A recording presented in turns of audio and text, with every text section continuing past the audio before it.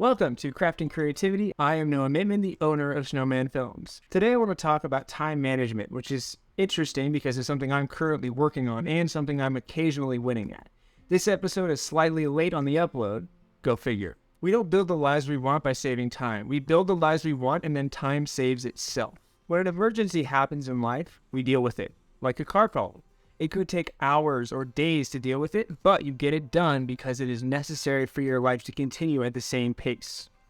But if you were to ask if we had that extra time to begin with, the answer would be no, because we're all super busy, right? This leads to the idea that time is elastic. We cannot make more time, but time will stretch to accommodate what we choose to put into it. So, how do we master our goals in the time that we've already been given?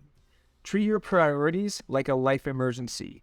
Treat your goals like a car problem, that same urgency. Instead of saying, I can't do that thing because I don't have time, say, I can't do that thing because it's not a priority.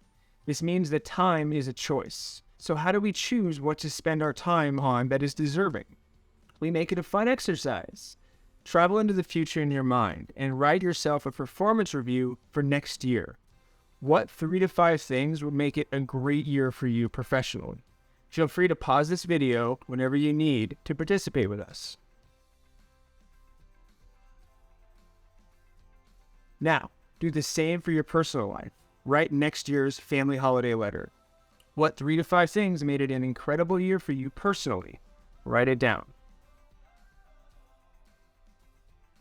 Now, between the performance review and the family holiday letter, you have 6 to 10 goals to accomplish in the next year. Next comes the doable steps that make these goals real. What are things you can do this week to start moving forward on these goals? Give yourself dated deadlines to accomplish these steps so you can actually get them done. Write it down. Now, the way you actually accomplish these steps, the way you treat your goals like a car problem, is you put it into your schedule first. Plan out your week with your scheduled steps before you get into the week. Try doing it on Friday afternoons because you're most likely not trying to get a lot of things done at that time, but you are willing to think about your goals at that time. So on Fridays, make yourself a 3-category list: career, relationships, self. Write that down. Putting 3 categories reminds us that we should be paying attention to all 3. See where you can fit in those steps to achieve during the next week. Do your best to be consistent with this and see how your life improves. This is crazy. There are 168 hours in a week. 24 hours a day times 7 days a week is 168. That's a lot of time if you think about it. Even working a full-time job or even a few jobs and sleeping 8 hours per night, that still leaves 50 to 70 hours for other stuff.